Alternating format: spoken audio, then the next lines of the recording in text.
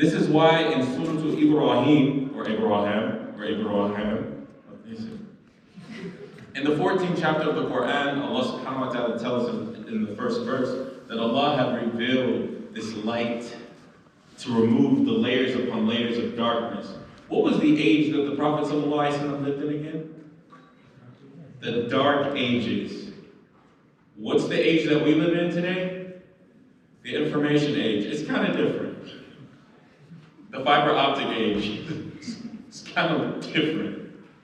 We don't refer to the era that we live in as the Dark Ages. Why was it dark?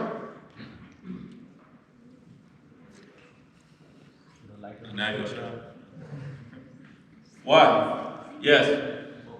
Nice and loud. We need the sisters over there to be able to hear. Correct me if I'm wrong, but was it considered the Dark Ages like in Europe, just the European region? Yes, indeed it was. But what was going on in the Arabian Peninsula at that time? A lot of dark stuff. Right. So yeah, Dark Ages historically is a phrase. Jazakallah khairan for pointing that out. We don't ever want to come off as cherry picking. That's not how we move. But that whole time in human history was quite backwards. That's why Allah had revealed the Quran in that time to show us that if these people could be reformed, then we all have hope. If Islam could flourish in the middle of a desert where no one knew who they were, and within 1,000 years, Arabic becoming like the first and second language in some countries, and the reason why you wear clothes whenever you graduate is because of the influence of Islamic academia on places like Spain. If Islam could do that then if we put it in motion in our time, then we could see the poetic, the benefits of it now. So it's important to use the Quran and Sunnah to look for applicable examples because that's what it's there for. Okay? And last but not least, we want to see how we can practically integrate this information in our lives. Practicality is key. A lot of people, they don't see Islam as something practical. Yeah, I'm in the mosque 5 times a day, but like all that other stuff, like man, it's a different time, man. Come on, man, you gotta take it easy, man. And that was. Maybe we need to have a workshop on marijuana and drug abuse. But anyways, we see that this is like an ongoing issue for people. It's like, yeah, I went to Sunday school, buddy. Don't tell me about my deen. My dad's a Shia. Are you a Shia? So we want to see how this can practically be integrated. Okay? Now, let's set some rules of engagement. Okay, just me? Funniest guy? No. First and foremost, I want this to be a bit of an open discussion. Alright? When I say open discussion, that means I don't want to hear from the same 3 people the same number of times. So all of you people who are just like, me, again, me, one more time, again, me. Please don't do that. And be ashamed if you feel the urge to do it and don't do it. I want to hear from everyone, inshallah. And I'm not here to argue with you or to debate with you. I'm here to have a healthy conversation with you. But you gotta break some eggs to make an omelet. So it's okay if we become candid, but we should never become disrespectful. Alright? And understanding that we can be candid without being disrespectful, we can be honest without being inappropriate. Bruh, I know this girl, bruh. Yeah, everybody thinks she's this, but honestly, like, no, you don't have to do that. Alright? You can be honest. You don't have to call anyone out. You don't have to throw shade at your friends. So, what if we're already secretly married, asking for a friend? He's my friend. Like,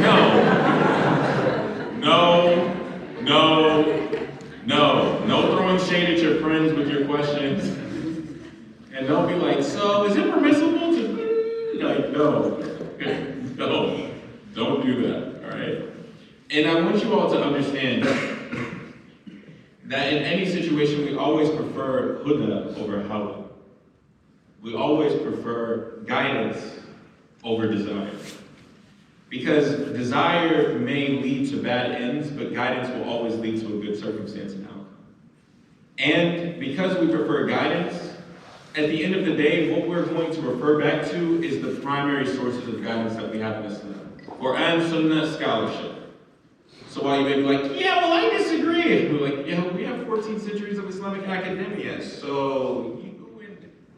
All right. You can share your opinion, but at the end of the day, we want to go with the guidance. We prefer that, inshallah. And it's okay to say that you don't know. I ask you, is it okay to have a secret babe that you're in the DMs with, day and night? You're like, yes. You can say, I don't know. If you don't know, then you don't know. So be willing to say that. And don't make it like my statement versus someone else. I'm gonna use Sheikh Yasser Qadhi because he's a local imam, and we know him. May Allah bless him. So I'm gonna use him since he's a local figure. I don't want to hear at any given point in time someone be like, well, Yasser Qadhi said. Jazakallah khairan for Yasser Qadhi, and thank you for sharing what he said. But it's not about pitting what I'm saying against what he said. Too often, students of knowledge, Muslims in general, will be like, yeah, but this one imam, he said that. Thank you? What do you want me to do with that? Yeah, I showed you, right? Someone said something else. You think you're the only one that says stuff? Don't make it against my word against someone else's. I'm not here for that. I'm just here to share this with you. And if you have questions, ask your local imam. You know I'm all about that life. All right? At the end of the day, we're not focused on Brother Isa said. Like, no. Don't make that voice and don't say my name like that. And brother is not my first name. So please, Brother Isa. Like, no. All right? We're focused on the proofs, not the individual. So maybe I say something that you don't like. He jokes too much. Ugh. Okay, maybe I do joke a little too much. I'm just nervous, that's all. But either way, take the proofs. Take the proofs. Leave me and take the proofs. Last but not least, this is not a marriage talk. And I know I'm gonna have to say this again, so I'm gonna say it loud. This is not a marriage talk. We're not here to talk about marriage. I don't want Ummi to be waiting for me out in the parking lot. What did you say to my daughter? Like, no, I didn't say anything about marriage. Like, come on, man. There is a marriage workshop, all right? And when I get the approval of 30 imams, then we'll do it. But we have room to talk about that, but that's not today. And I know some of y'all are going to ask anyways, but Allah preserve the brothers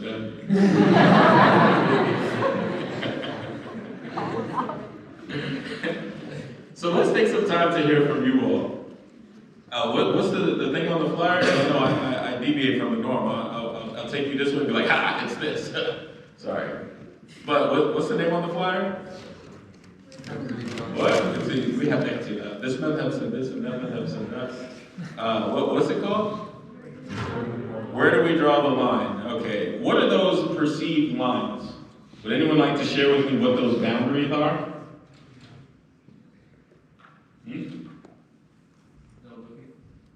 Not looking at what? Not looking at... Where did that voice come from? We already addressed the gym last week. Oh, can I go to the gym? Here we go. Here it comes.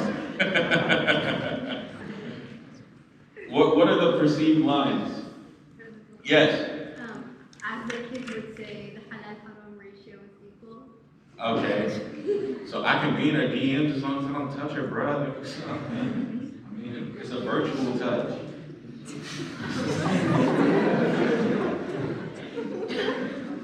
Is this the age we live in? Virtual touches. Oh my God, Allah save us.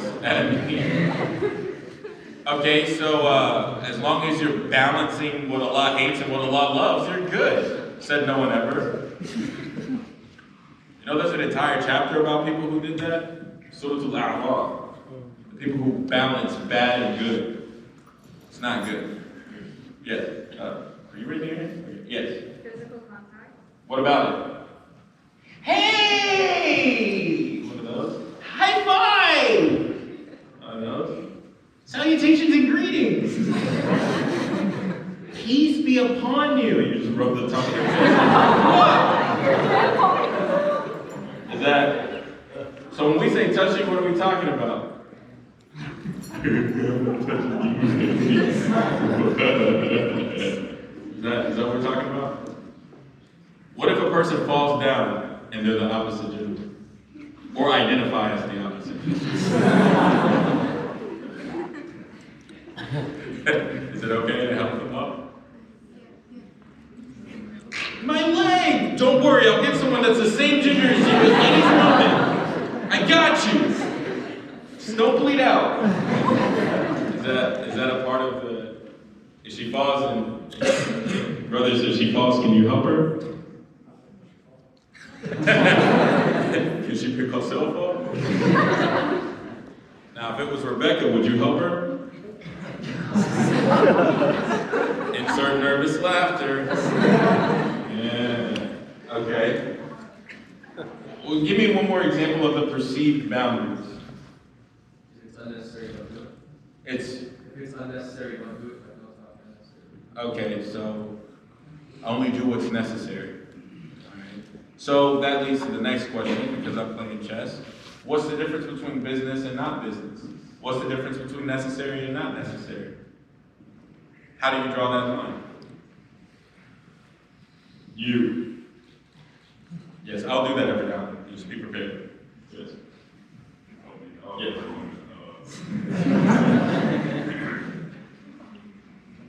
I refer you to your local now. You blew your chance. Hey, remember, it's okay to say IDK. Well, if it's necessary for you to secure this for yourself. Sorry, I can't hear you over whoever is doing whatever they got going on. Don't say that again, bro. Okay. Probably said something that was meant to be funny. Man, God bless you, man. Listeners, what's the difference between business and not business? Yes. I know there's like a rule, like in all that stuff, Sunday schools and stuff, they say like in business, like it's like purposeful, public and limited. Yeah. You never heard of that? Purposeful, public, and limited. Like it's like a business way of speaking the opposite gender. It's like public, purposeful, and limited. What Sunday school did she go to? Sunday school I went to was cool. Boy. I mean, that I call it. My God, like, you love. I mean. Okay. All right, so how do you know when you've gone too far?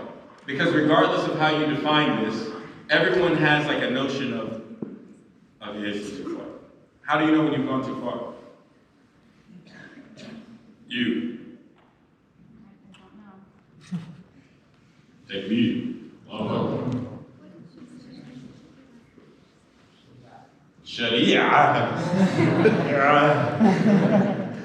It's a hard tab marbuta you got there.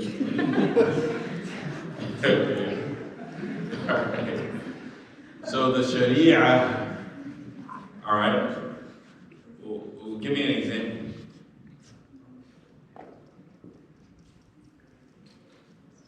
Yeah, you had a thing. I did you have to drop the eye. Oh. You. How do you know we've gone too far? What are you saying? You just feel it, man. Like it's like right here, man. Shaggy from Scooby-Doo.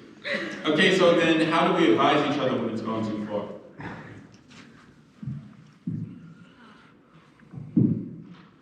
Yeah, I guess we don't.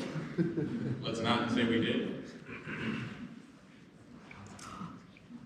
How? Just kidding. Answer the question. Yes. You take like proactive, like however small, like you can manage, like small steps to at least reverse like whatever has transpired. All right, so you kissed her. Not you. You kissed her. How did you start taking small steps back from that? First, you reverse kiss like this. It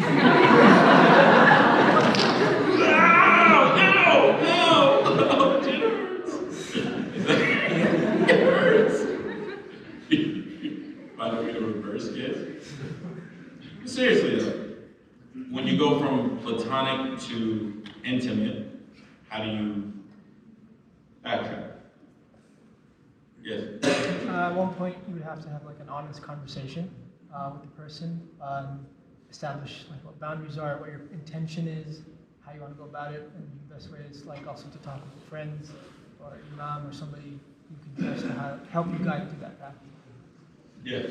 Well, I've heard you, a lot of people like when we specifically, I know you mentioned Islam marriage talk, like in that regard, and whenever they mention like talking to a girl in the first place, I feel as though for certain times the boundaries have really been broken, but by the way they're really looking at a girl, in order to form a relationship. Well, normally, and you can correct me if I'm wrong, the first boundary starts in the heart, right? You start to get the feels. Person's on your brain, thinking about them all the time. Then, boom, it goes all the way to there, right?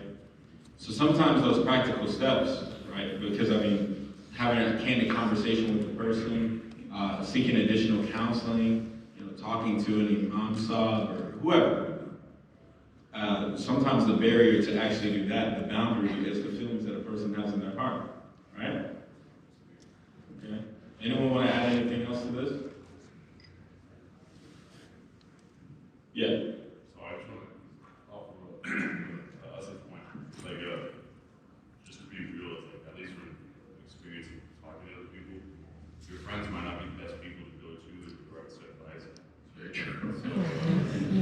You love him. What you mean?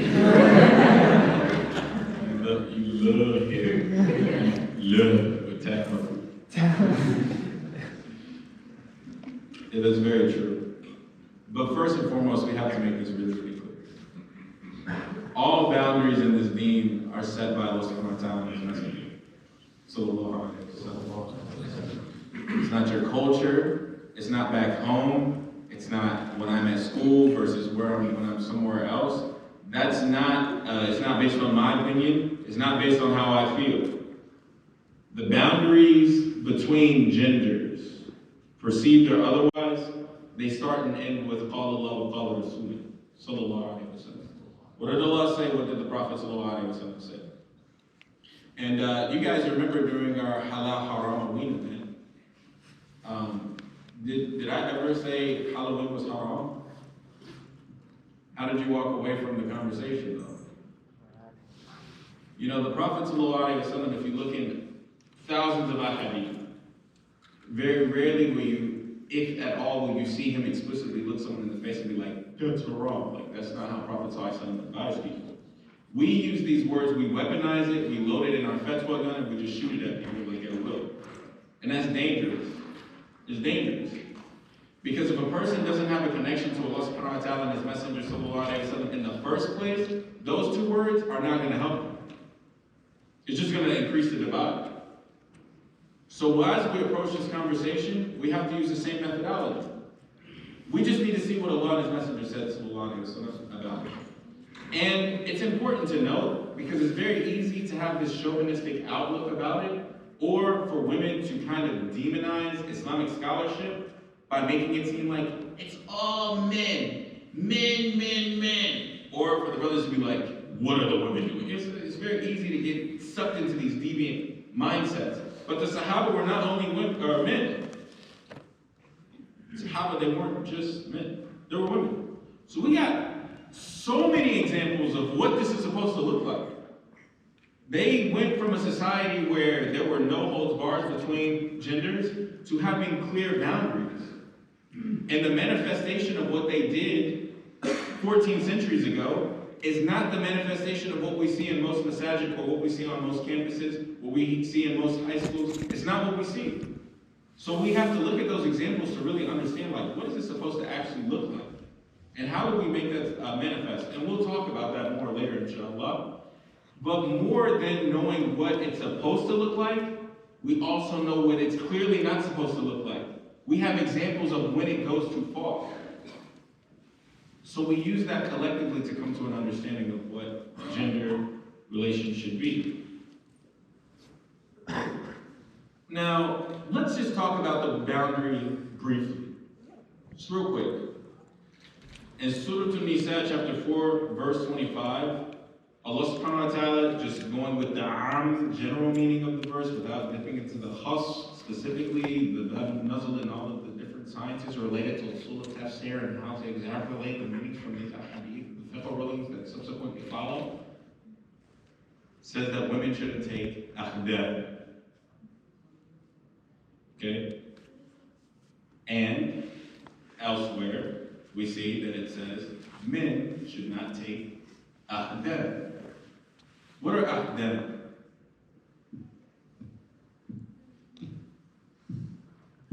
You know, these are Ramadan only surah, unfortunately. Nisa and Ma'idah, you only hear those in Ramadan. Yes. Does akh come from like brother and Hey, sister? yeah. Akhi, ukhti. Akhdab is boyfriends and girlfriends. It actually says it in the Quran, I didn't make it up. Go Google it. Women don't take akhdab. Men don't take akhdab. Don't take boyfriends. Don't take girlfriends. Okay, so what defines a boyfriend and a girlfriend? The word in Arabic, akhdab, refers to intimate, like relationships. Someone that you take like extremely close to you. Someone that knows your feelings. Someone that knows who you are. Someone that you talk to all the time. Akhdab. Now, let me ask you something. Why would Allah tell you not to take akhdab? Yes. Because He knows what's best for you? Because Allah knows what's best for you. Allah is not an oppressor. Look at the khayr that comes from having akhdab. There's a reason why people have ex-boyfriends and ex-girlfriends. It's not something that's built to last. You're in the same class together, you guys grew up together. Oh, just like, what's that, the Instagram couple, Shams, and what's the other one's name? You know, the Desi couple, they were bequeathed whenever they were young, and they finally got married. I was like, I got married. What's he know about this? Don't worry about it. Yeah, they're hanging out, and they're so happy. Look at the pictures. Akhdab, boyfriend, girlfriend. But we'll talk about that more a little bit later too. Now, in the Quran, Allah also tells us not to follow the khutuwatu shaitan, the footsteps of shaitan. Towards what?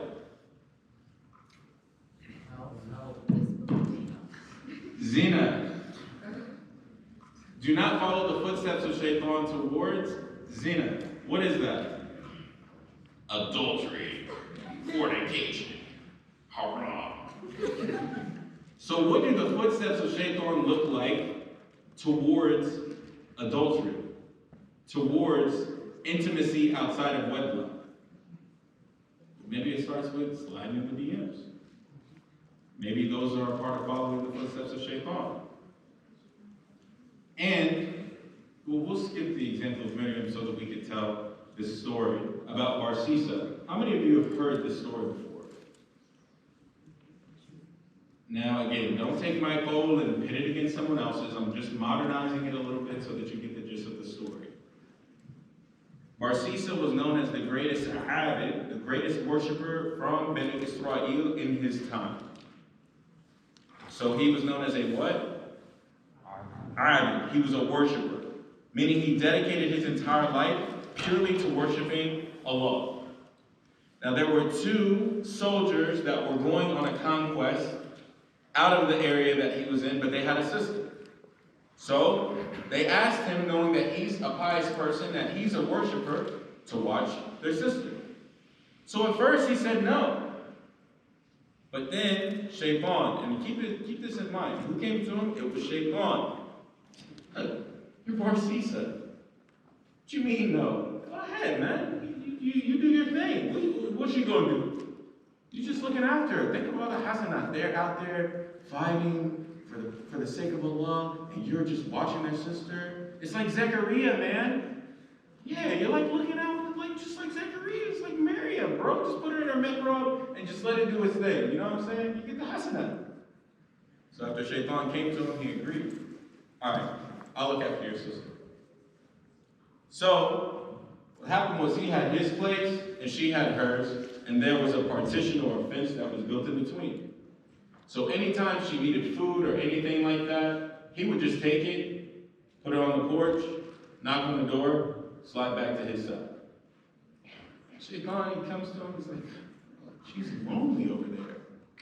It's just her all by herself all the time. At least look her in the face when you give her the food. Like, what are you doing? I mean, come on.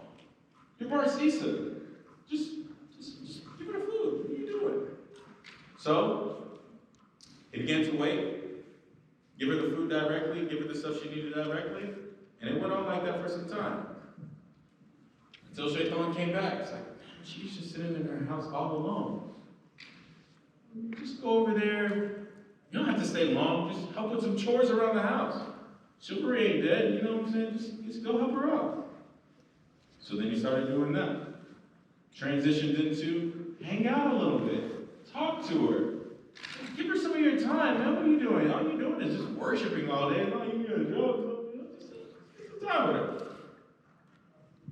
Slowly but surely, Shaitan took him from leaving food on the porch to eventually committing zina. So when that took place, this woman, she became pregnant. So that's when Shaitan, he came with that heat. Man, you done did it now. Now, if you think they went over there to fight, wait till they get back. You know what happens to the Zen. You don't need 4 witnesses. She's pregnant. It's just you over here. You know what you gotta do, man. You gotta disappear her. Go in, just take her out. So Barsisa, he killed her. She was pregnant.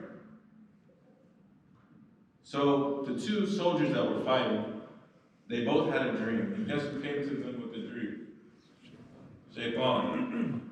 Hey, your sister, she's buried right there. So they both wake up, they both had the same dream, that their sister was buried in this place. So once their expedition was up, they came back.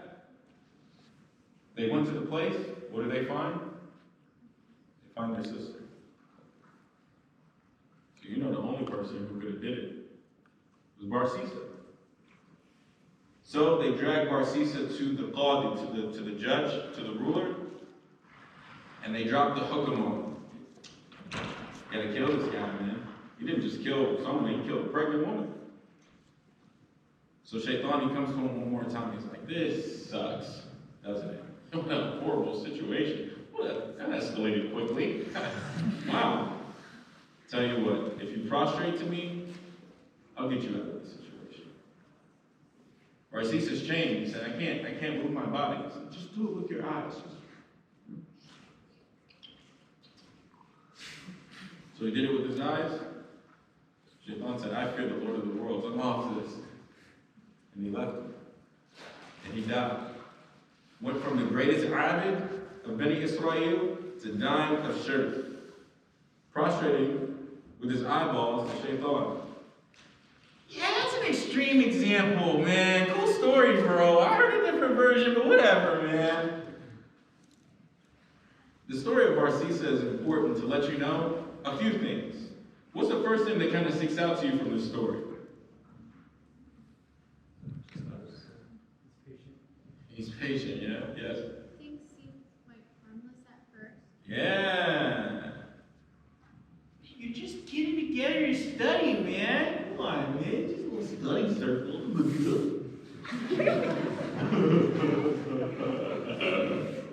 That's how it starts. It's diet. This is sugar-free. What are you doing? Low-cal, bro. Come on, keto. Just relax. What else do you notice about this story? Yes. He was an avid. It's not like he was just some bum off the streets. This was the guy who dedicated his whole life to worship. What else do you notice about the story?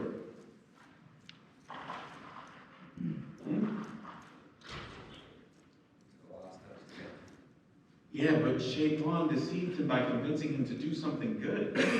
People think Shaitan only comes to tell you to do something bad.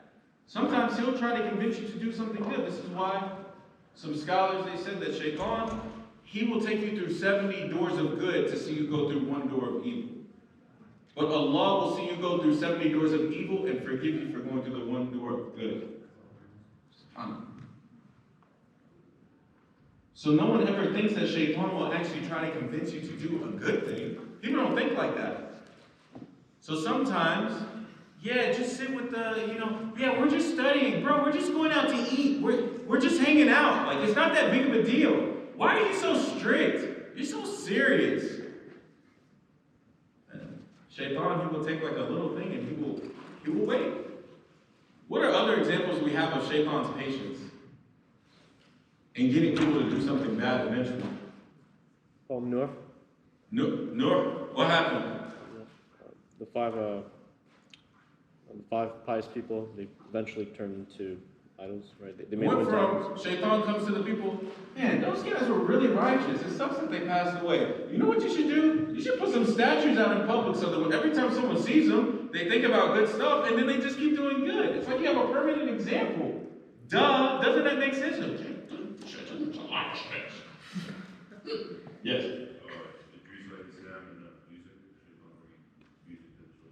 Idris, music. What's one more example? What's like the original example? Yes. Say that. Our father Adam alayhi salam. You notice how he waited until he had a wife? He never messed with him until he had a wife. Yeah, man, if you could just live forever, you could just keep worshiping Allah, you get your bag, you get the thing. It's nice. Oh, nice in here. Just eat from that little thing over there. And then you can stay here. You can do this forever. Don't you like worshiping Allah? Don't you like pleasing Allah? Go eat from the little thing over there, man. It's just a little thing like that. And now we're here. All of us are here now. So Shaitan is patient. We're going to talk about how that actually correlates to what we see in today's world. So, right now we're defining the boundaries, right? You guys, it's really clear what Allah subhanahu wa ta'ala says. So, y'all get it, right? We made that clear. And we have the story of Barsisa, which yikes, right? I mean, a lot of people say, I mean. But the golden rule is taqwa. In Surah Al-Ma'idah, chapter 5, verse number 27, Allah subhanahu wa ta'ala tells us the story of Habil and Qabil. Long story short, Allah only accepts from the people who have taqwa. What is taqwa? Fear. What else? Awareness of Allah. Yes.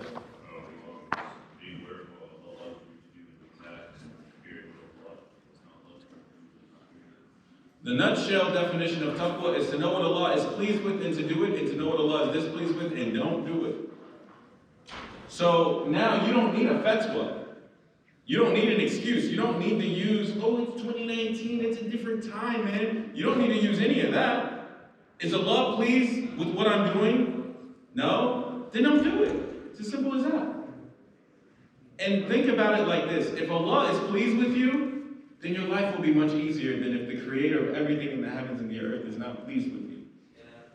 And sometimes the difficulties that we see in our life is because we are pretty firm upon doing what Allah is displeased with. I hope they're not coming to pick this up. So now let's get into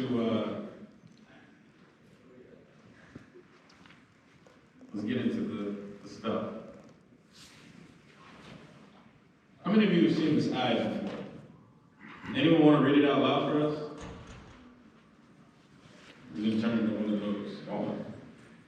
Anyone?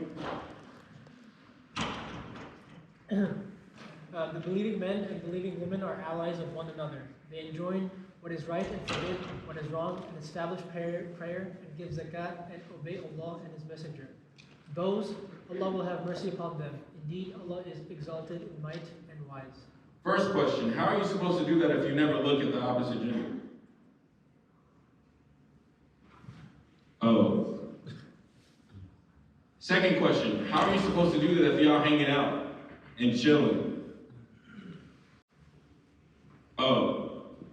You see, this ayah is really, really powerful for a lot of different reasons, which we will get into after we namaz. So if you need to go make wuzu for your wudu, inshallah ta'ala, we'll go ahead and do that. We'll go ahead and pray Salat al-Asr because we don't want to delay the middle prayer per the verses, so it's above our chapter 2, verse 268. 238. You don't want to delay the middle prayer, so we'll go ahead and pray Asr, and then we're going to open up with the heavy stuff. You know, a brother, he came up to me after, and he said, or before we prayed, he was like, you should have brought this up first. Because I've been telling the brothers because this originally wasn't supposed to be like an everybody thing. It was only supposed to be for like a few people, but it turned into an event. And alhamdulillah, it turned into an event. Inshallah, there's some khayr in it. But this part here, I need you all to keep an open mind, to keep an open heart, and to be advisable. Now, I know some people left, and I'm glad. I know that may sound weird, but I prefer smaller audiences for the obvious reasons, but also because ilm is something that's sacred, and not everything is for everyone. So for those of you who have come to enough things in life, you know that I kind of like, I take a roundabout approach to my points. Because it's only from Allah subhanahu wa ta'ala who will be there for what. People in the first half, they walked away and they said, yeah, you just said I can't wait for him. It's okay. We make the boundaries clear. But now we need to talk about the reality of the world that we live in. So I'm going to divide this into 3 parts.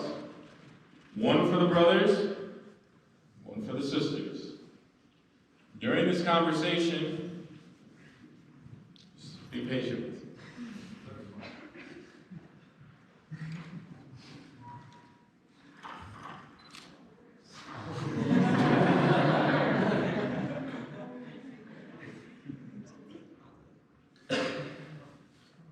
Bros, wake up. When it comes to this conversation of intergender relations, as brothers, collectively, all together, we need to wake up. There is this dichotomy, rather hypocrisy, of self-righteousness that exists amongst the brothers when it comes to how the sisters, they just aren't shy. And do you see how these sisters are dressed? The sisters are so loud. This self-righteous criticism of the women in our Muslim community is disgusting, and it needs to stop. Oh my God, did you see how the sisters were? You know, that's why I don't go to MSA events, because of how all the sisters are. What's probably the biggest complaint that brothers, asking brothers, don't worry sisters, we're gonna come to you up. What's probably the biggest complaint that brothers have about sisters? And this is a safe space, so don't judge their answer.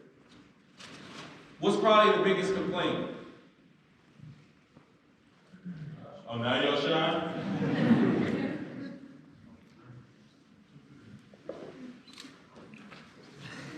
They're not shy. Sisters don't have any hayat. Look how loud she is. She doesn't have any shyness. Do you see what she's wearing? Astaghfirullah. I want you all to keep this with you for the rest of your life. Hayat that you see from the sisters is relative to the protective jealousy you have for them. You don't talk to them, you don't help them, you don't look at them, you don't anything. You're just critical of them. So don't be surprised when you see things from them. Their brothers aren't there for them. You're gonna see, look at what the Prophet ﷺ mentioned, hadith, in An-Nasa'i and also in Musnad of Imam Ahmed. At-Dayyuth is one of the men on the Day of Judgment that Allah won't look at. Has anyone heard this hadith before? What is it? Yes? It's a person that doesn't have any ghira for whom? They're women. On the Day of Judgment, Al-Basir, the one who sees everything, there's nothing that he doesn't see, won't look at you. If you don't have any ghira for your women. Yeah, but that's talking about my wife. Will they be wives at some point? Are they daughters of someone? Is that somebody's sister? Do you think that you're just magically going to get ghira out of nowhere? When you don't even have it for your Muslimat that are sitting right across from you? When you come to my wife, I'm going to have a lot of ghira. You don't even have it for the sisters that are on campus. Where the heck do you think it's going to come from? I got you. We'll get to that.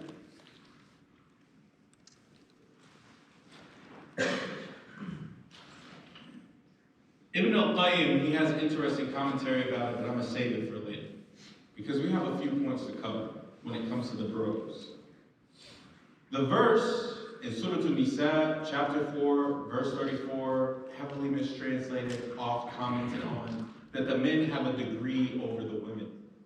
Do you know why that is? Does anyone know the ayah? Okay, why? Because they spend from what they have. That means that you can't be the qawwam of women if you're not spending from what you got. There's a condition to it. How many of you have ever checked to see if your sisters are good? You ever do that? Let's take some time to focus over here real quick. Now, sisters, I want you to be honest. Raise your hand if you've ever had a situation on campus that has happened to you or happened to someone else where you felt afraid. Where are the brothers? Y'all lifting, protein, stunting on Instagram, flossing on Facebook. Your sisters have had situations that have happened to them where they've been left afraid. Sisters in the United States having their hijabs ripped off their heads, being attacked, followed on campus to their cars. Did you see how many of them raised their hands, or are you too shy to look now? How many of you had the experience where something bad happened to you or someone you know? Raise your hand. Look at how many of them. That's one too many. It's because they can't rely on you. Why is that? Are you so righteous you can't protect them? But if it's Brittany, what? If it's Shanaquasia, then what? Or Tata Talicious? That was a racist song. So, are you all just waiting for something bad to happen? Did you guys hear 8 months ago what happened to the Somali sisters in Minnesota, where 2 of them were found in a river, dead? Parents had no idea what was going on. Don't you know that the only place with more Somalis than Somalia is Minnesota? So many Muslims there. What happened? 2 of our sisters disappeared. They don't even know who did it to her. Because we're so what? Well, they shouldn't have been out in the first place. What? Are you kidding me? Where does this mentality come from? Can someone tell me the ayah this comes from? Okay, the hadith. A scholar from the first 3 generations. Where does this come from? Then what are you doing?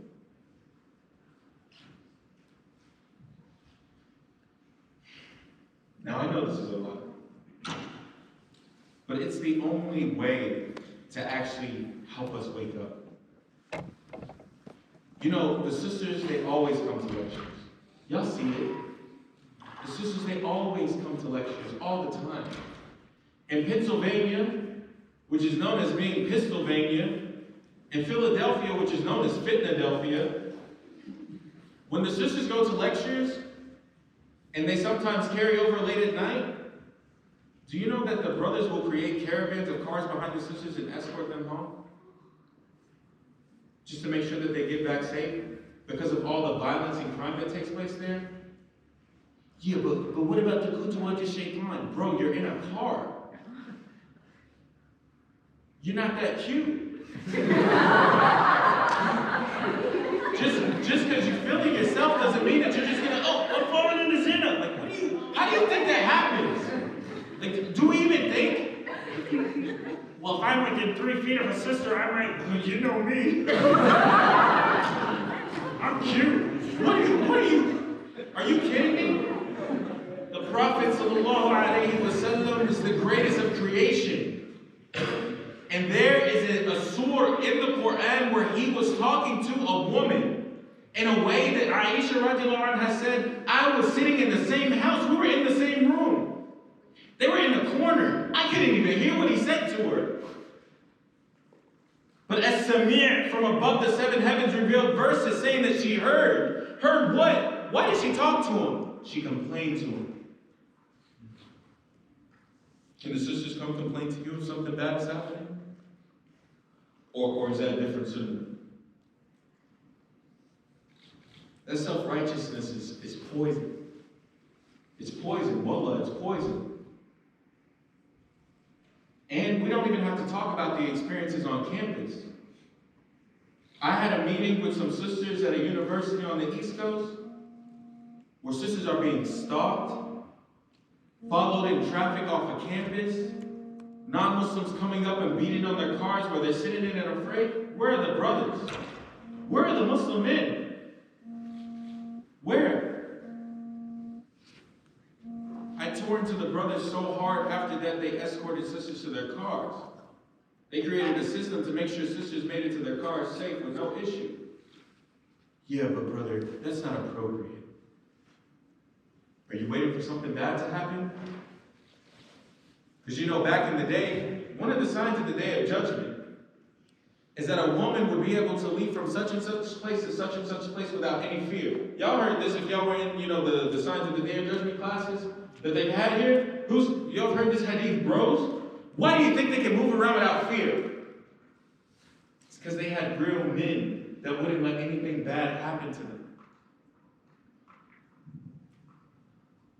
So this hayat paradox, and we'll define these words.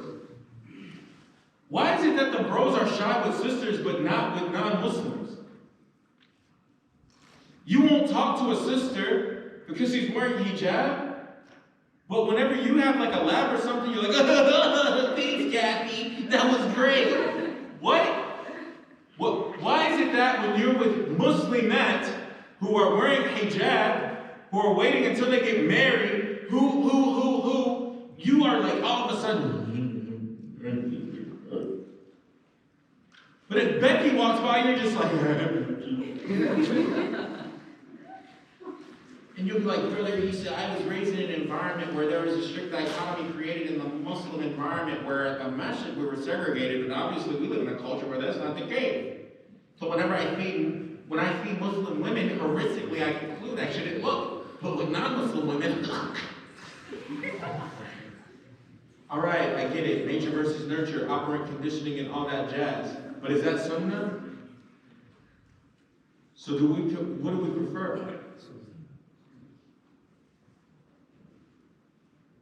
Now listen, in Surah An-Nisa, chapter 4, verse 28, Allah subhanahu wa ta'ala said, men are weak. The weakness that Allah defines in this ayah is sexually weak. Men are sexually weak. I was joking with the brothers, and I'll say this in front of everyone. Whenever we went out to eat the other day, sometimes the brothers, they fall in love with a sister like 30 times a day.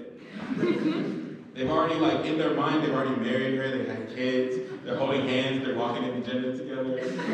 She don't even know his name. And he's too shy to give salam. And he's already married her, and they're already in Jannah together, in his mind. That's a part of the weakness. When Sufyan ibn Sa'id al-Thawri was giving tafsir of this ayah, as soon as they asked him, what does it mean that we're created da'if? Like, what is that? He said, a man will look at a woman, look away and look again. Why did he look at her? Because he's weak. Why did he look away? Because he went somewhere up here. Why did he look again? Because he's weak. He said, is there anything weaker than that? That you just like, is there anything weaker than that? Can't even control it, can't even help it. That's weak. But weak doesn't mean stupid. And while it's easy to pick on the conservative brothers, some of the bros are dogs. Talking to all of these sisters, taking them on a ride emotionally, so on and so forth. You're so charming, you're so nice, but you're there for me. You ain't even thinking about marrying her. You're just messing around. Don't you think that's messed up? Then why do we do it? Why? You see, Islam is practical. It doesn't have to be, I never ever look at a woman ever. Or be like, hey, Fatima. You don't have to, it doesn't have to be one or the other. Where you're either completely mixed up and jammed up, or so righteous that you just float above the earth and you don't even acknowledge that women are.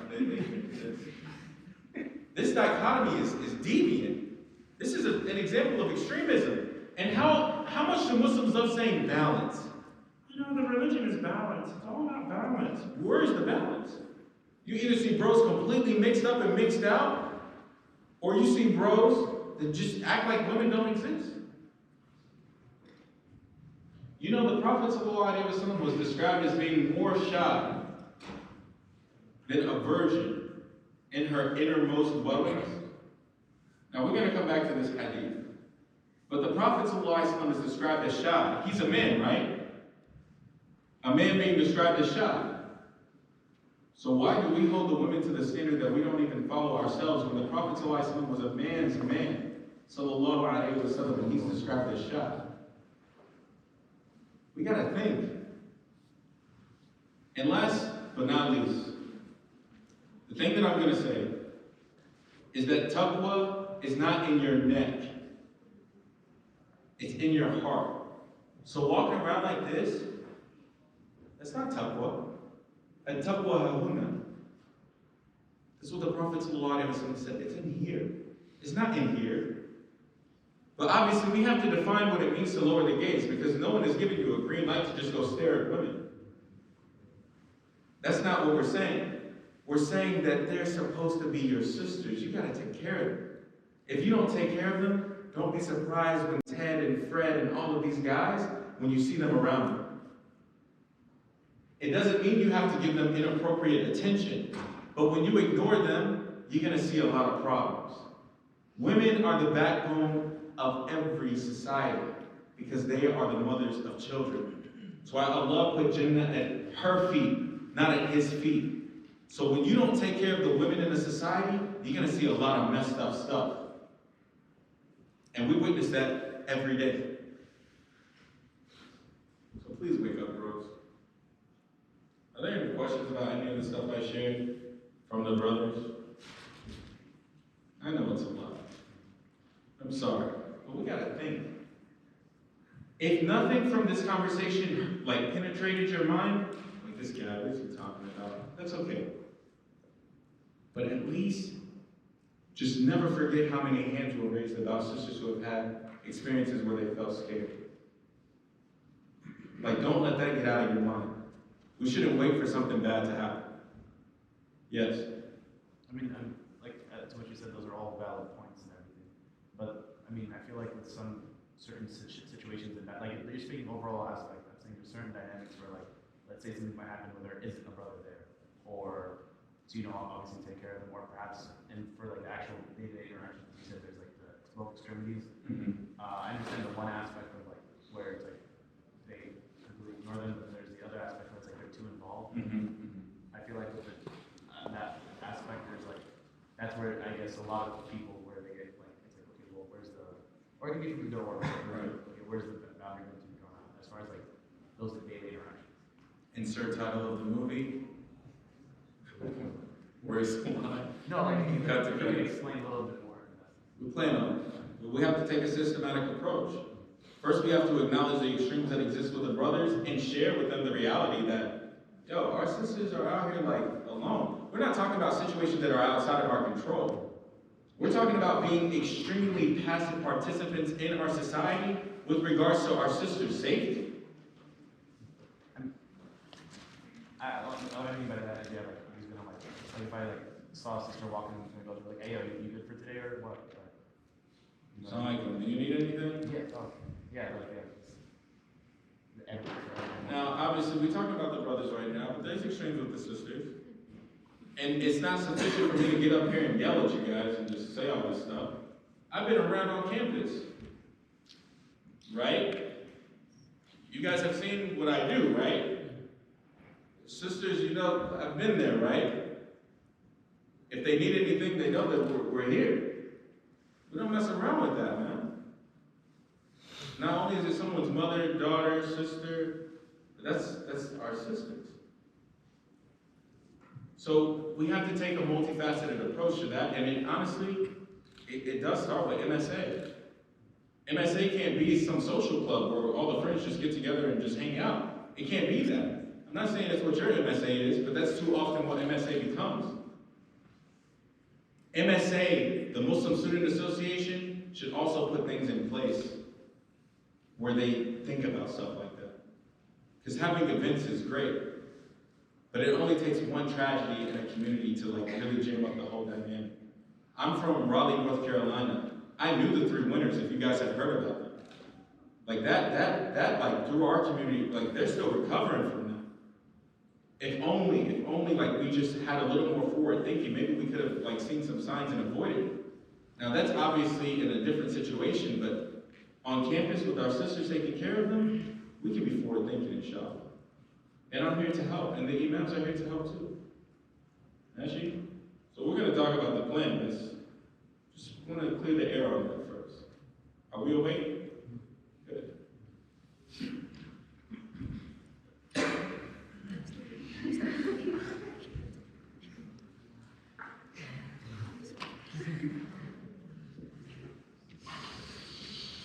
Sisters, sisters, sisters. What are you doing?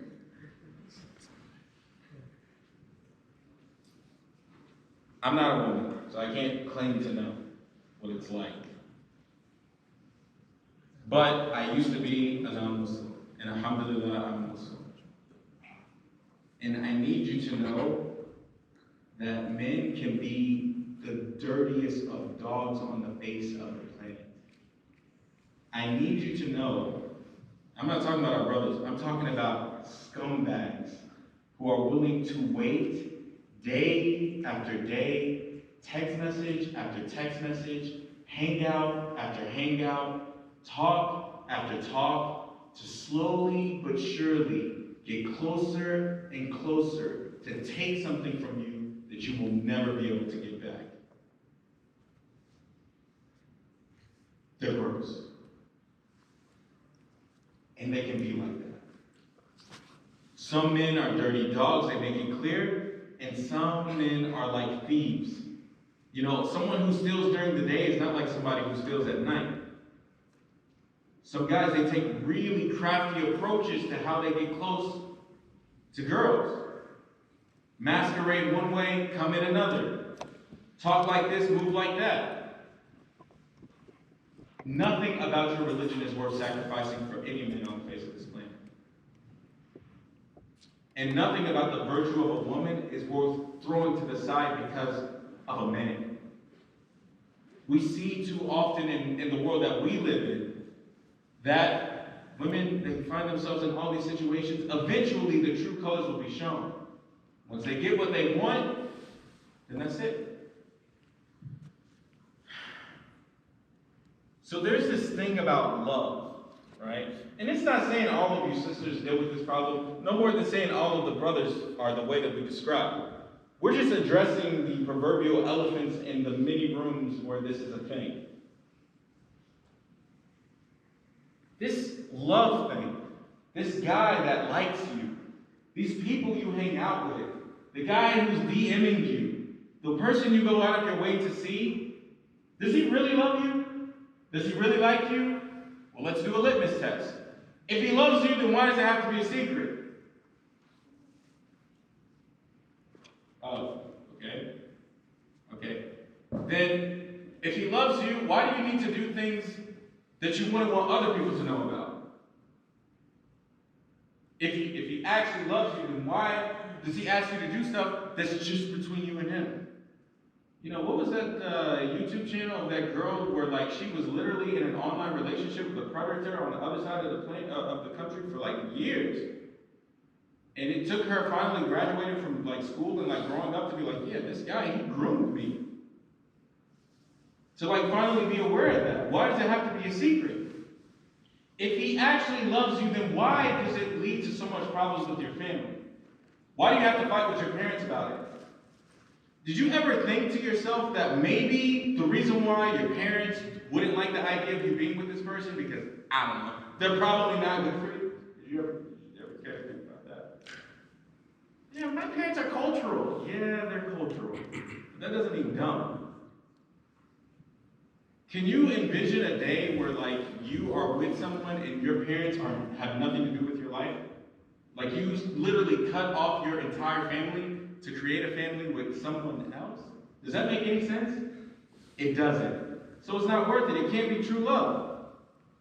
And the best example that all of you can keep with you forever is if he actually likes you, why do you fight so much? Why do you go through all of these issues all the time? And girls, it may not be all of you here, but I know you know someone that's going through the motions with some secret bae. Why? If this is actual love, then why are you crying? Is that what true love does? It makes you cry? It hurts your feelings? It makes you go crazy? No, that's not love. And if it's true love, why do you have to give up your deen for him? What type of man that loves you would encourage you, like, wouldn't even tell you to pray? Does that even make any sense? Don't you know how important Salah is? How can that be true love? And even if the deen element isn't enough, then how can it be true love if you're not really happy? Sometimes whenever the sisters fall into these types of relationships, it's kind of like you forget that there should be a light at the end of the tunnel. Like, this should be going somewhere. It should be leading to marriage. It should be leading to happiness. It should be leading to something. But too often, these haram relationships, they go nowhere fast, and it just leaves the sister broken.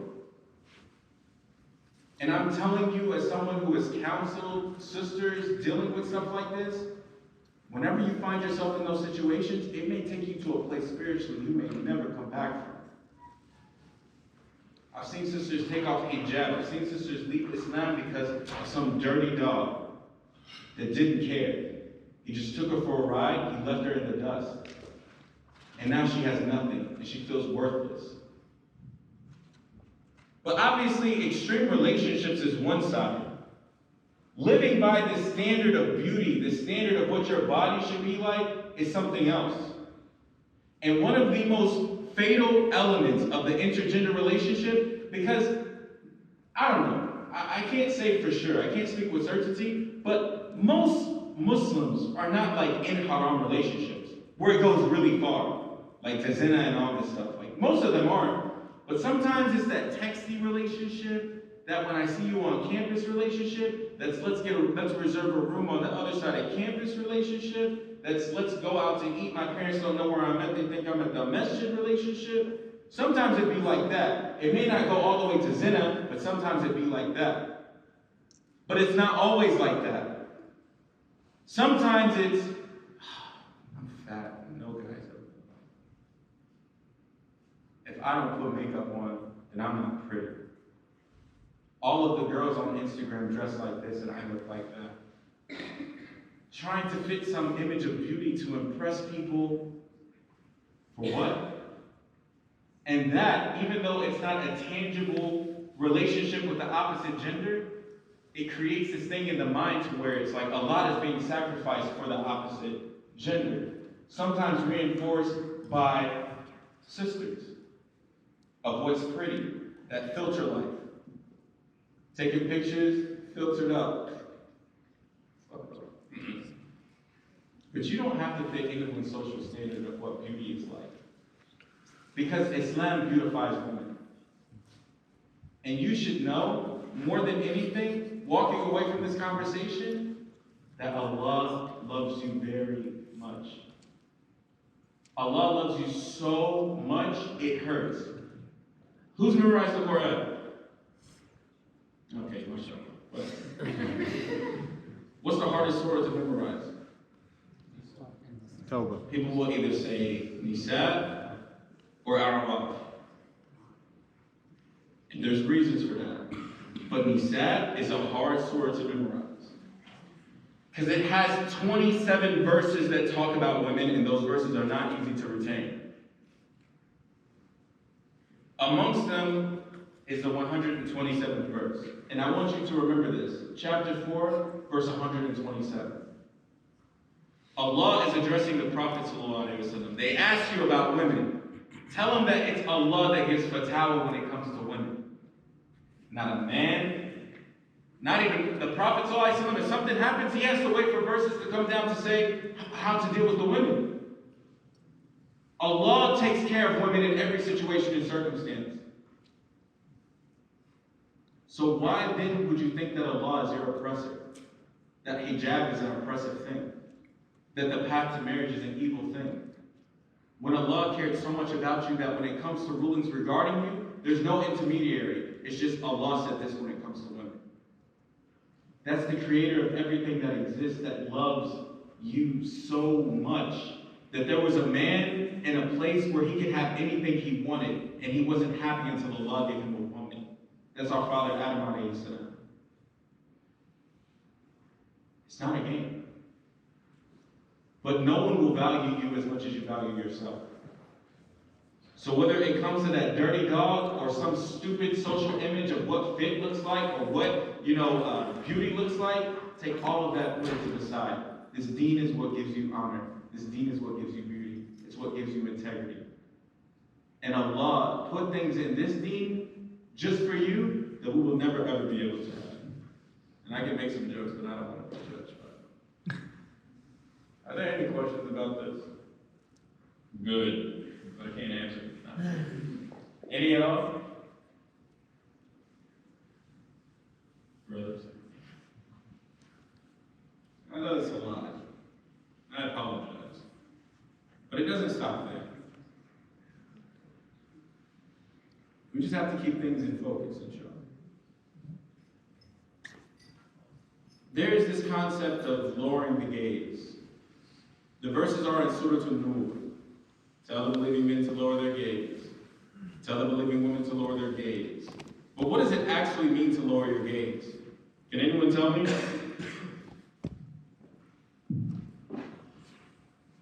Anyone want to try? Y'all getting tired? Can we just rush through this? Okay, fine. Don't stare. Okay, don't stare. Don't laugh like that. Just looking at the system, laughing like a savage, yes. Look once. Some brothers be like, one look. The eyes are just burning in their head.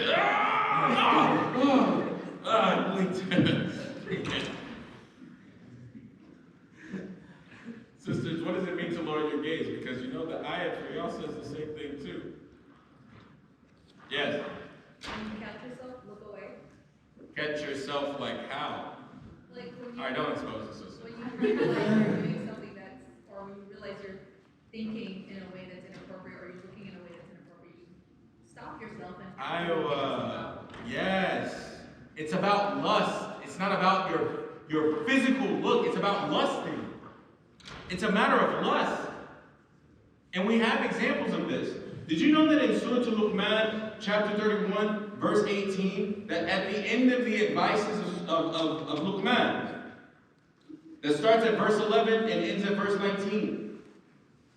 Amongst the last advices he gives, the first they start with regards to a person in Allah, and the last advices in the last two verses, they deal with social advices on how to deal with other people. The thing that he said in verse 18 is don't turn your cheek away from people in contempt. Meaning when you're talking to someone, or someone is talking to you, don't just frown and look away.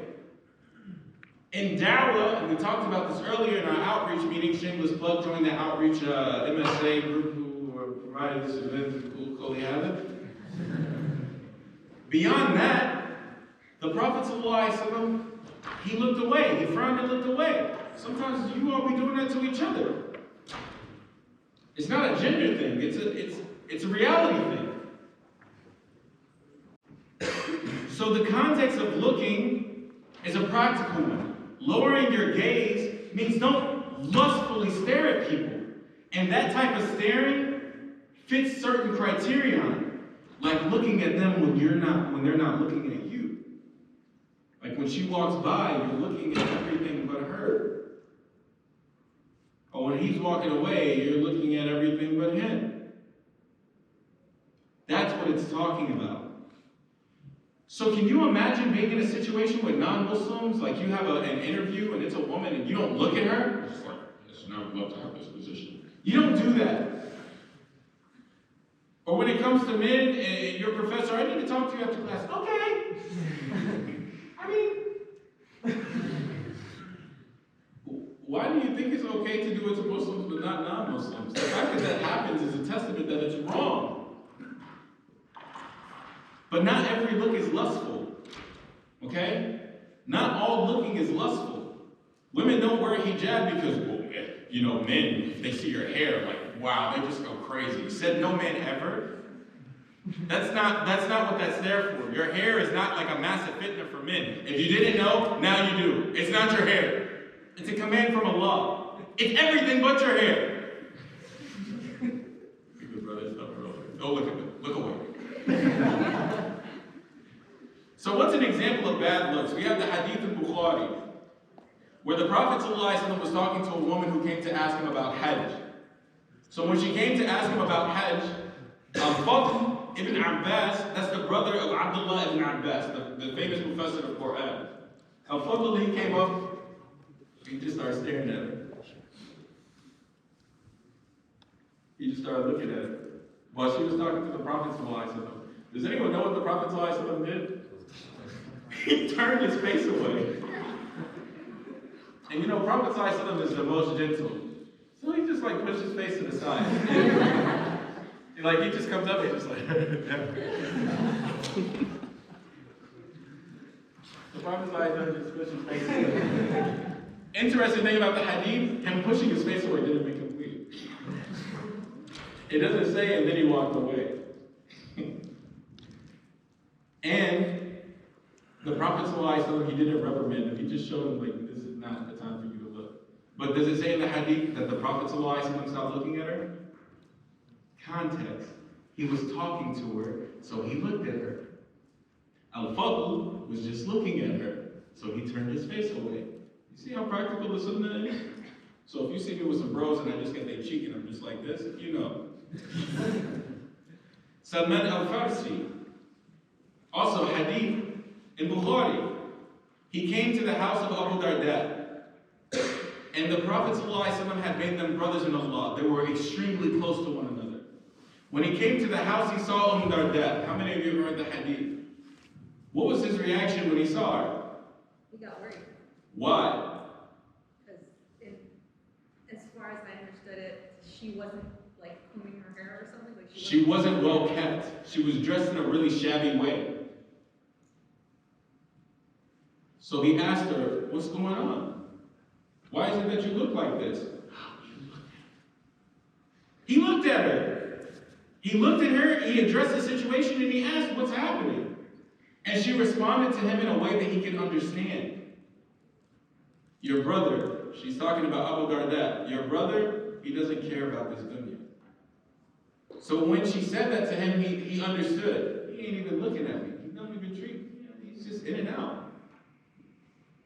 That means he looked at her, he was able to diagnose the situation. Are you like making sure that your sisters are okay? Sometimes you see some sisters on campus, you can't help but be like, "Sister, is everything good?" I'm saying, 'cause sometimes it be like that. It doesn't mean be inappropriate. It means be awake. It doesn't mean be out there. It just means be aware. So, the Prophet ﷺ said, Allah has written for the children of Adam their portion of adultery, of zina, that they will inevitably commit. Zina of the eyes, zina of the tongue, but the worst zina is the zina of the private parts. This is one type of the hadith, but I just mentioned that so that you have preference, or a point of reference. So the zina of the eyes is looking lustfully, just like the zina of the tongue is talking lustfully. So not every look is zina, and not every word is zina. It requires objectivity. So not all forms of interaction are haram. And we have to understand that and be aware of it. And just for the sake of time, I'm going to just wrap up and conclude. So the litmus test is, do your interactions have hayat, and do your interactions involve ghira? So hayat is normally translated as shyness, right? But hayat is actually better translated as self-preservation. A person with hayat is just not going to do some things that a person who has no hayat will do. Like, these kids on campus doing their stupid twitchy dances. A person with hayat is not going to do stupid twitchy dances. It's a matter of self-preservation, let alone do it in front of the opposite gender. Okay? And ghira, inversely, is like indignation when you see something wrong. This is why Sa'ad in the hadith in Bukhari, he came out and he said, if I see anybody with my wife, talking with my wife, I'm going to separate their head from their shoulders. And the Prophet ﷺ, he said, hey, look, that's ghira right there. Why? He wasn't talking about like if someone just talks to her. He meant it in an inappropriate way. That's the difference. And that's why Allah will not look at a person on the Day of Judgment who has no ghira. So when it comes to us, we have to act with self-preservation. Some things you just don't do in front of the opposite gender. So bros, like, don't be trying to twerk or whatever you're doing in front of the sisters. Like, don't do it in front of the brothers either. Like, that's some hayat. Especially in 2019, you might. How would you know? And sisters, like, I was telling the brothers this, and this isn't chauvinistic, so don't peg me as one of those guys. I'm gonna just keep it real with y'all. Sometimes sisters are not aware of how they are. Sometimes sisters be like, and some of them do it and then look at the brothers. But they know. And some of them, they're just like, and they're just not aware. Keep your self-preservation. Because remember, men are created weak. Just keep that in mind. We're weak. That's you? Good. So in any given interaction, you have to ask yourself, does this have hayat and does it have ghira? Whenever you're with the people, whenever you are around a sister, understanding she has a father, will her father be okay with how you're acting around her? Understanding that inshallah you will be fathers one day, would he be okay with it? If Ammi was watching you, would she be okay with how you acted around these boys? Or would she Bismillah, Allahu Akbar, okay, and now you're going to be having me?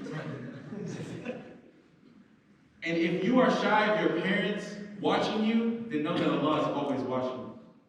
You should be more shy of Allah. So objectivity is the rule of thumb. Look, talk, engage objectively. Be objective with one another.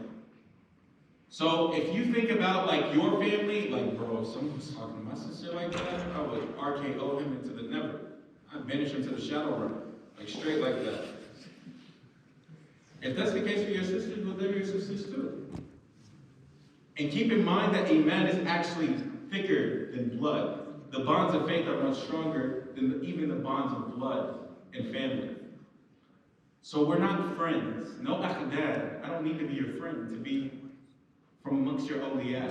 People that you can rely on. Someone who will protect you. Someone that you can look to for help. And wouldn't you rather be an alternative with this level of objectivity than have a non-Muslim who has no concept of haya or ghira being the alternative for your brothers and sisters? Of course not. So, whenever it comes to your interaction, think about two things. Is it beneficial? How will it be when I meet Allah with this action? That's taqwa. Know what Allah is pleased with and do it. Know what Allah is displeased with and stay away from it. And beware of becoming too familiar with people. Because nothing about the process of getting to know someone should ever put you in a position where your feelings are hurt. And when we talk about the fiqh of nikah, this is probably one of the most important things to mention. So the last point that I'll make about this is do not attack your family with this. Brother Issa said that I should walk the sister to my car and carry them from at the masjid. You stupid uncles, you don't understand. No, don't take this and like fire it at people. We shouldn't weaponize Islam against Muslims. Formulate an appropriate plan according to the situation and act based on it. All right? And some brothers don't want to look at you. Don't be critical of them just because they don't want to look at you. Some guys are shy. They're like actual shy, like socially awkward. And some sisters, they don't give salam. Like, khalas. Salam alaikum, sister. Salam alaikum, sister. So, salam alaikum. Leave her alone. What are you doing? Let her go wherever she's going. And I know sometimes they can be offensive. The brothers, they get offended when you don't give salam back. Like if he's smiling like, salam alaikum. She's just like, yeah, it can hurt the feelings. It happened to me in the reflection room just yesterday. It's just like she almost ran to me and was like, oh, salam alaikum. She just like, this guy with his big shoes, get out of here. So don't weaponize the deen against each other and understand people are people at the end of the day. Let people be, inshallah. So, saying all that to say, are there any questions, comments, concerns, additions, omissions, suggestions, or objections, anything that we shared today? No? Good. 6 minutes to spare. Oh gosh. Alright, I'm gonna put this on the board just for reference. Can I put a text? Why? You think, bro? I know, I got the laptop, it's a tabletop, TV. Oh. No, okay. Yeah, you can put it up there.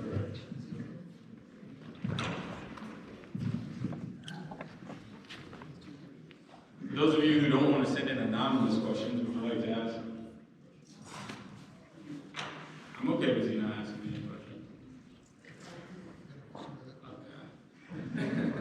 All right, what's her name? No, I'm kidding.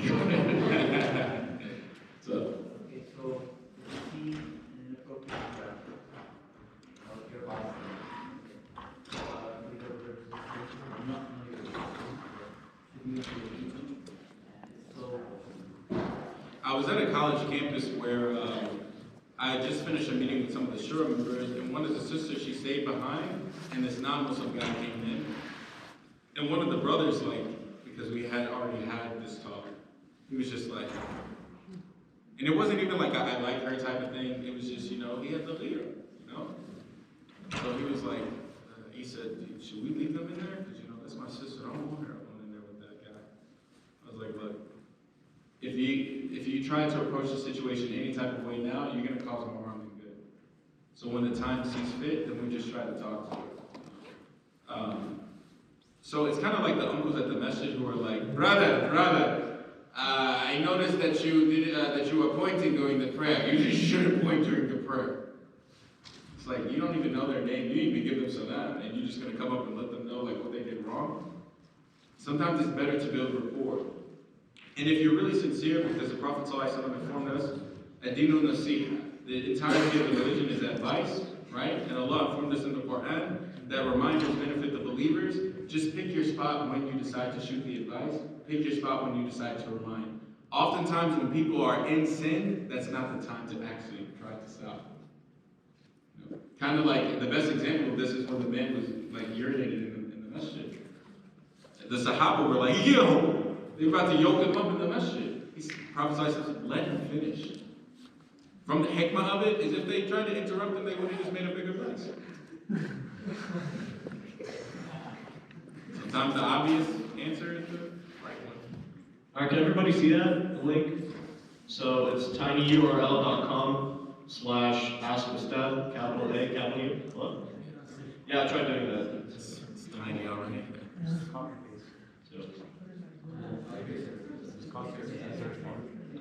Yeah, see from the thing. Just goes there. What's up? When's part 2 on marriage? The fiqh of nikah? That's right. Okay. You know, it's kind of hard because on one hand, like, marriage is something that we need to talk about, right? But it requires a lot of sensitivity. You know, because, like, we should talk to the parents first. We should. But we can't, you know? Well, I mean, sometimes, but rarely. So, we'll coordinate with the MSA and see how to bring it, and I'll do my best on the back end to implement some hikmah, so that when it drops, you know, and the kids start going to their parents, I'm like, Mom, I'm ready. She's not like, no, baby, no. Smacks like constantly, whatever aunties do. Yeah, so we'll try to plot it in a good way, inshallah. Probably if I do something else with the MSA, like as random as this was, because this was like a week worth of, you know, it'll probably be the truth about Christmas. Yeah, since we knocked out Halloween. Hold on, let's address this one first. Not a question, but a comment. The talk today was very beneficial and very well based in phrase. Jazakumullahu khairan, and I would wager to guess that this was a sister, because, you know, the bros don't get props. So Jazakumullahu khairan. I hope it was a brother, to break the gender tie. Yes.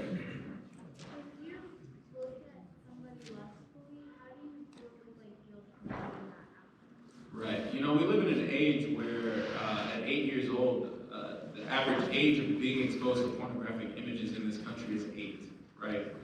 So whenever people are desensitized because of those types of sexually explicit images, not to mention the way relationships are portrayed in nudity on Netflix and all this different stuff that we see in the world today, it makes it easier for people to look lustfully at people because they have an image in their mind of what it's like to see someone naked. And that mental barrier that's removed morally makes it more, like, it makes it easier for people to look lustfully. So how do you get past that? Where it's not just like, okay, I get it. They're not all looking as lustful, but like, what if I do it? Like, my mind is in the toilet because I grew up in this country and God knows, like, God, the internet, right? The best thing that you can do is seek refuge in Allah subhanahu wa ta'ala from shaitan. When Jibreel alayhi salam came to Miriam alayhi salam, in Surah to Miriam, chapter 19, verses 17 through 19, how did Allah describe Miriam? Or how did Allah describe Jibreel? She described him that he came as a man, like a full man, meaning he wasn't ugly. So what was her first response whenever she saw him? I see refuge in Allah from you. Like, fear Allah, back up. And none of that, you know? So, obviously, this is a situation where, you know, this is an angel sent in the form of an extremely handsome man to, you know, the mother of Isa, alayhi salam. So, in the case where you feel like this is something that's coming on or it enters your mind, seek refuge in Allah from shaitan. That's step number 1. Step number 2, we'll have to talk about in the marriage. So, did I answer your question? Seek refuge in Allah from shaitan. It helps, guys. A'udhu billahi minash shaitanir rajeem. Just drop the phrase. Inshallah. What plan, strategy should be taken to create a healthy halal platform to take care of our sisters while also preserving our faith? Well, I'll tell you, it's not like social hangout sessions where y'all are eating pizza and laughing it up. Don't do that. That can create paths to like following the footsteps of Shaitan. Rather, coordinate, plan, and create like a proper platform where, like, if sisters, maybe you even have like a Google list or something, where sisters, okay, I park like in the, I don't know how your boats are set up, I park in like the Z lot. Every single day I park in the Omega lot, and I have to, you know, cross the shallow realm, and like, I have to, you know, it's time to duel, and I have to like, just in order to get to the campus, like I actually have to be Yu-Gi-Oh! King of Games type stuff. So if that's the case and the sister puts something, then get brothers, at least 2 brothers, right, who would volunteer to escort her to her car. It's a simple thing, you know? Yeah, you can make an app, or maybe, you know, we got IT guys out here, you know, man. Let's go ahead and make an app. Or create like some type of safe platform where sisters can do it, and guard and help one another in this way, inshallah. So I hope that answers. That's just one idea. I can probably think of 5 more, but for the sake of time, you know, maybe that's just like a good place to start. You guys have like like an MSA Anonymous Instagram page or something? Because you know some MSAs, they have stuff like that, where you know, a brother would be like, I'm gay and I hate the fact that other brothers aren't. It's like, whoa. They like have those anonymous pages. You know what I'm talking about? Yeah. So if people can create like, you know, anonymous pages like that for social media, then surely we can create something, you know, like a Google form or like a request sheet or something, where sisters who need to be escorted to their cars, or if sisters feel like, all right, when I walk to this class, like there's this guy, like, you know, I don't know what's going on with him. If you guys could just take me from point A to point B, at this time, I'd really appreciate it. Then that would be better than nothing at all, inshallah. Yeah, I mean, Amber Alerts, when someone gets yoked up, you find out. Your phone bugs out. So, I mean, how else will sisters let you know if you don't create a platform for them to share? When is it considered a leader versus asserting dominance over women? So protective jealousy or indignation, I guess would probably be like a really good way to describe it. It's like, I hate to see my sister cupcaking in the corner with some, you know, just dirtbag, and you know, like he, you know, got his hand like halfway in her hijab. Like, I hate to see something like that. Like, I would hate to see that, and you should too. That's a lead-off. That's different than misogyny. Like, no, you must live in the closet and no one can see you. Like, obviously, the extreme between a lead-off and like chauvinism and misogyny is like really, really clear. Because do you know how, like, we mentioned the Prophet ﷺ with hayat, with shyness? Who's described as being jealous? Aisha, radiallahu anha. So in a situation where, according to gender identity and you know, masculine assignments of characteristics and traits, the one who's supposed to be shy is actually jealous, and the one who's supposed to be jealous is actually really shy. It goes to show you that the Sunnah teaches us to be complete human beings, not misogynistic or feministic or any of those things. Adding guys/girls on social media, is that inappropriate? Absolutely not. I don't have social media at all. I'm ill-equipped to advise you on that. In general, I would say no. But in general, and this isn't a fatwa, I'm not a sheikh. Ask Mufti Wasim, like he's actually a Mufti, like for real, for real. Ask him. Ask a resident scholar. Resident scholar, I mean, ask these guys. They're there for a reason. But I'll tell you something that I learned in communications when I was in school about like proxemics, which is space. There's intimate space, there's social space, right? There's public space. Whenever you take a selfie, you automatically insert people into your intimate space if it's 3 feet or less from you. If you know anything about ayn and hasad and all of this stuff, you might not want to put people in your personal space. Just saying. How to respectfully reject someone who asks for your number. Hey girl, where your shirt at? I would love to talk to you sometime. So I'm laughing like Joker. How do you respectfully reject someone who's asked for your number multiple times? Give them the email.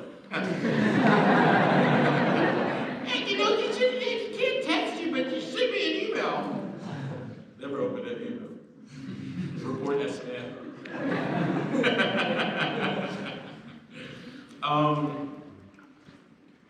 That's kind of tricky. I would need more context to that question. Why are they asking for the number? Well, are they trying to like glue up in the background? Like some pillow talk type stuff? Are they harassing you? Do we need to have a talk with them? Why do you approach the talk towards women with the mindset of victim blaming? When speaking to women on protecting themselves from predatory behavior, why is your approach holding them accountable for not respecting themselves when they have never been taught to do that outside of an oppressive attitude of don't interact with men unless you want to be abused?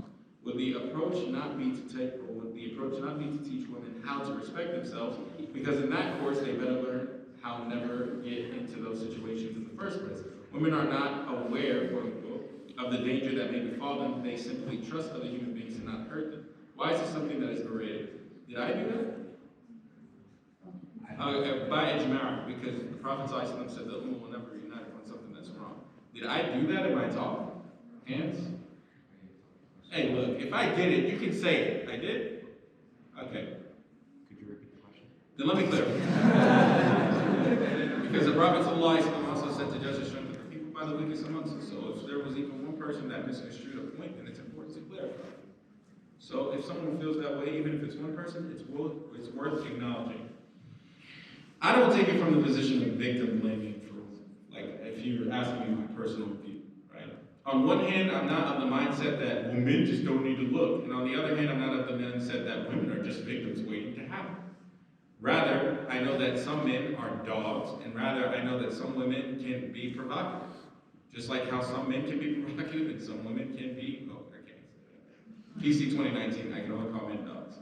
So, understanding that, it's not necessarily about berating the idea that women are unaware. Some women may not necessarily know that, like, how they kind of carry themselves can make, like, men around them. Keep in mind, Allah said we're weak, and I didn't say that.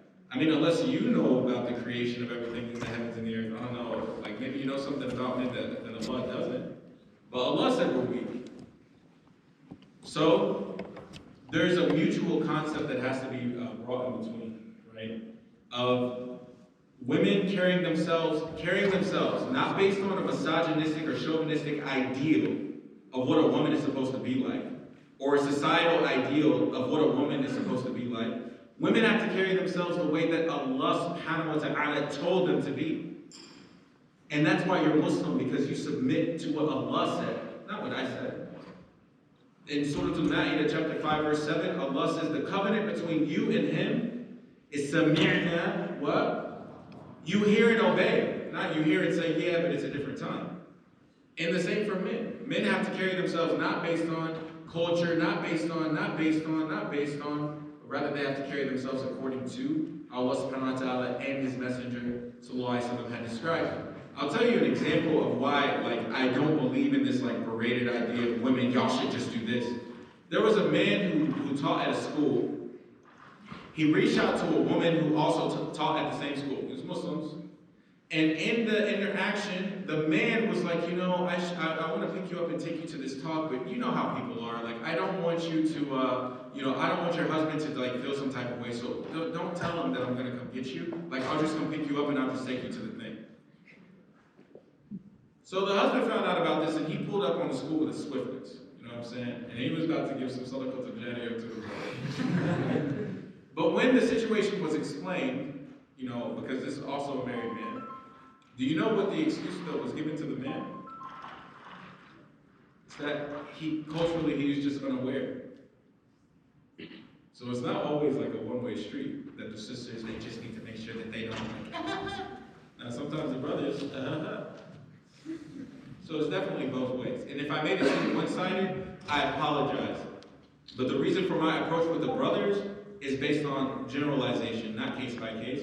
And the reason for my approach with the sisters, especially with how guys take advantage of them and stuff, and like not trying to live by this image of beauty or social standards, it's generalization. It's not case by case.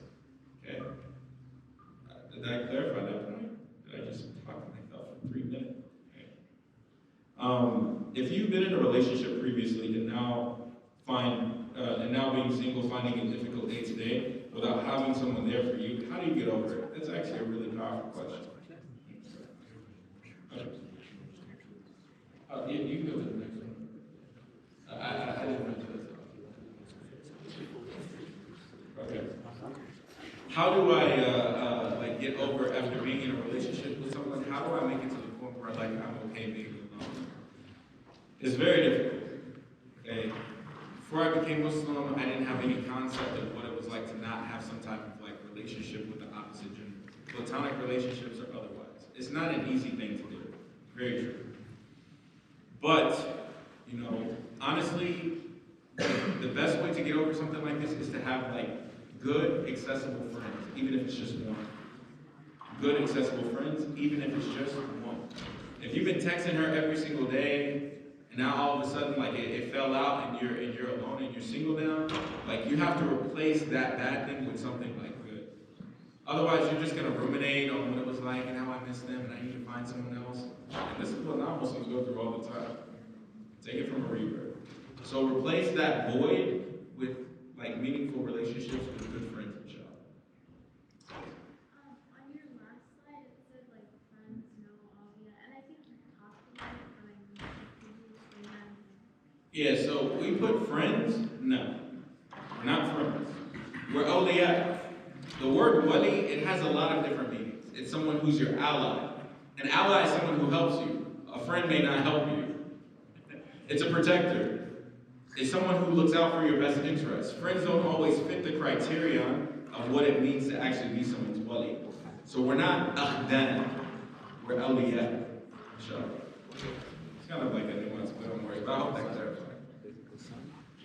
If you confess to someone of the opposite gender who didn't know about your feelings and you apologize because you regret it, how do you move forward? Do you just pretend it never happened? Unrequited love can cause people to die. Look at Romeo and Juliet. Unrequited love. Whenever you reach out to somebody and like you tell them like, yeah, I have strong feelings for you and so on and so forth. So it's just, and that person's just like, okay. I gotta go to class. Get you on the flip side. And they like slide on you like that. Like, of course it hurts, right? But a part of the marriage discussion is the path to seeking meaningful relationships should never ever harm you. And that is actually what the fiqh of nikah is all about. The path to seeking meaningful relationships should never put you in a position where your feelings are hurt. So maybe the methodology that you went about actually sharing it with the person is probably like the bigger issue, right?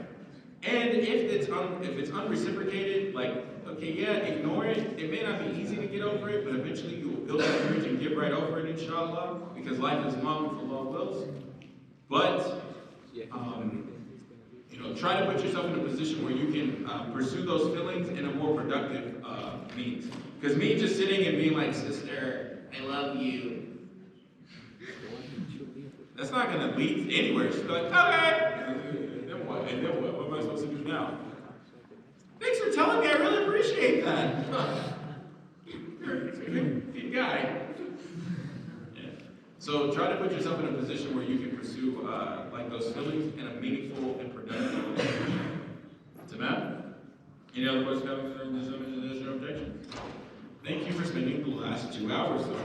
I really appreciate it. And if I said anything wrong or offensive, forgive me. May Allah subhanahu wa ta'ala forgive you all. And may Allah give you all forgiveness and honor for that He said at me. But if I said anything true or anything correct and it's from Allah subhanahu wa ta'ala alone without partners, take the khair, leave the shar, and I ask Allah to bless you wherever you go. Allahumma ameen. Wassalamu alaikum wa rahmatullahi wa barakatuh.